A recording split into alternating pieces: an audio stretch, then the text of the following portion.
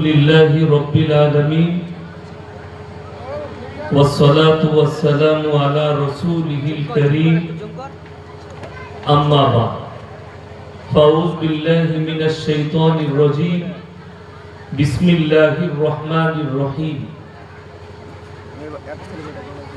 اقرأ باسم ربك الذي خلق خلق الإنسان من علق اقرأ وربك الأكرم الذي علم بالقلم علم الإنسان ما لم يعلم وإلى مدين فأعوذ بالله من الشيطان الرجيم بسم الله الرحمن الرحيم ألهاكم التكاثر حتى زرتم المقابر كلا سوف تعلمون ثم كلا سوف تعلمون كلا لو تعلمون علم اليقين لترون الجحيم ثم لترونها عين اليقين ثم لتسألن يومئذ عن النعيم إلى آخر الآية خيركم من تعلم القرآن علمه كما قال عليه الصلاة والتسليم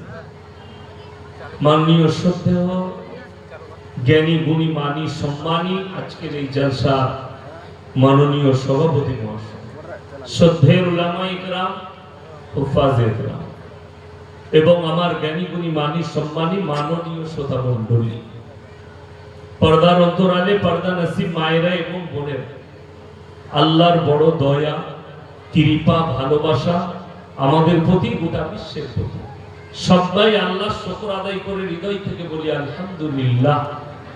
তারপরে পরে বিশ্ব নবী জনাবে মুহাম্মদুর রাসূলুল্লাহ সকলে বলুন সাল্লাল্লাহু আলাইহি ওয়াসাল্লাম। তিনার উপরে শতকোটি দরুদ বর্ষিত বলুন আমিন সুম্মা আমিন।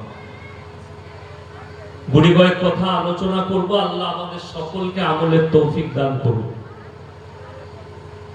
এক নম্বর, ইসলামের যে বুনিয়াদ আল্লাহ রেখেছে ওটা শিক্ষার দ্বারা, এডুকেশনের দ্বারা বুনিয়াদ রেখেছে।